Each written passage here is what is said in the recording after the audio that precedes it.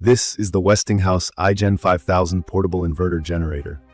From the moment you see it, this is a pretty beefy machine, but it still manages to look modern and compact. The blue casing really stands out, and everything is laid out in a way that makes you feel like this was actually designed for real, everyday people who might not want to mess around with complicated gadgets. Even though it's got a little weight to it, coming up at just about 119 pounds, it's got these built-in handles and wheels that actually make it possible for someone like me, and I wouldn't call myself a bodybuilder, to move it around the yard or even load it into the back of the truck. So, off the bat, the portability isn't as intimidating as I thought it might be, just reading that weight number online. Getting this thing ready was honestly something I felt a bit anxious about. I always worry about whether there's some little mistake I'll make and ruin a brand new generator. But one thing I'll say is that the instructions included with the iGen5000 are super clear, and Westinghouse actually sends you engine oil and a threaded funnel right in the box, so you don't end up spilling oil all over the place. The oil cap and funnel both screw on, which is a small thing, but makes the first setup so much cleaner and less stressful. That's honestly something you'll appreciate, especially if this is your first go at dealing with a portable generator. While working through setup, I noticed the battery comes disconnected. For anyone who's not used to that, basically the generator ships with the battery out for safety. All you need to do is connect the battery leads, which is just a simple plug-and-play connection. Nothing to stress about unless you're brand new to these devices.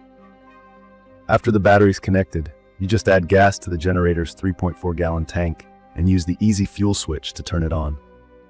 The whole starting process is super smooth. I tried the remote start, which is this neat key fob that works like a car remote, and it worked nicely after the battery actually had a chance to charge. The other thing I really like here is the electric push-button start. I can't overstate how much easier this makes it, especially for my wife and I. No more yanking on a pull starter cord and wearing out your shoulder. Of course, just in case, you still have a traditional recoil start option as a backup. One time, after not using the unit for a while, I noticed the battery had run low and the remote didn't kick the generator on, but the recoil backup worked on the first try. It's good peace of mind knowing you won't just be stranded if something simple goes wrong. Key features that matter for typical use. With 5,000 peak watts, 3,900 running watts, and a 30-amp RV-ready outlet, this generator is ready for just about anything I need for home backup or camping. I run a small RV air conditioner, lights, phone chargers, and a fridge, and the generator doesn't even break a sweat. The pure sine wave inverter setup here is a big deal. This means the electricity coming out is as stable as what you get from the power company, so I feel totally comfortable running my sensitive electronics, laptops, phones, TVs, without worrying about damage. If you aren't familiar with this, a lot of standard generators don't filter their output, and that can short out or wear out, say, a computer or a modern TV. Noise was one of my biggest concerns before buying, because I plan to use this near other campers and at home without annoying my neighbors. But once the iGen5000's running, I can say it's genuinely quiet. Officially, it's rated at about 52 decibels, about as loud as a normal conversation.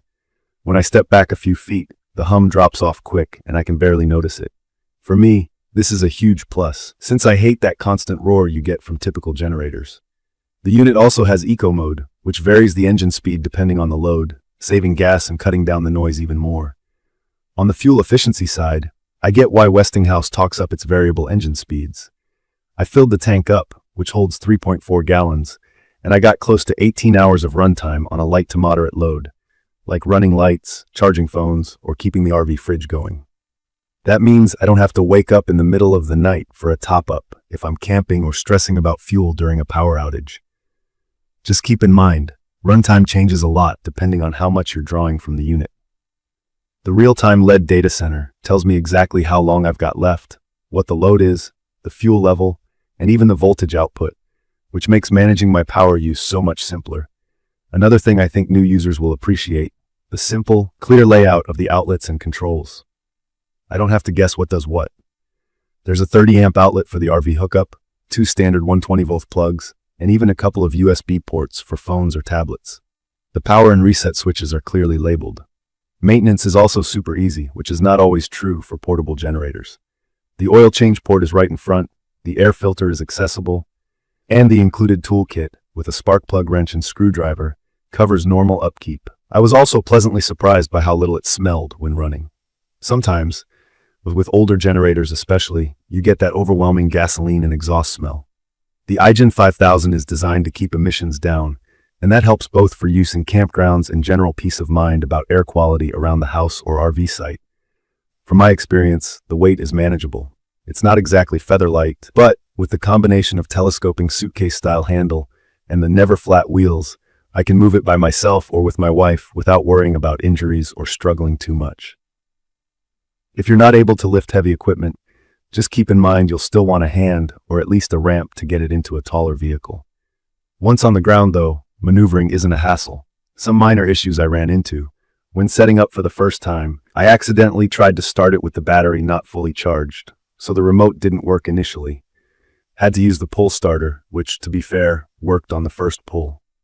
For anyone new to generators, just remember to check the battery the first time and make sure you connect it correctly before firing up. I also want to mention the tank size. For me, the 3.4-gallon tank is a good middle ground.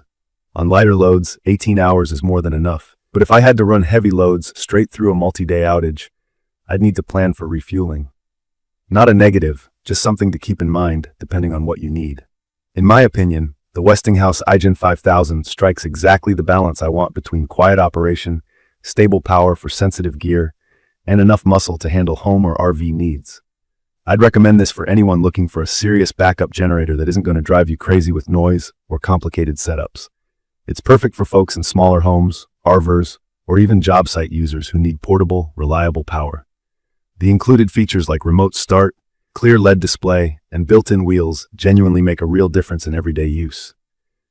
In conclusion, I didn't think I'd say this about a portable generator, but I actually look forward to using the Westinghouse iGen5000. It takes away the usual stress and hassle I expect with this kind of product, from setup to day-to-day use. If you're like me and want something quiet, powerful, and really user-friendly, this quick review should help put your mind at ease. I will leave all the information about the Westinghouse iGen5000 portable inverter generator in the comments. I hope to see you again in the following videos.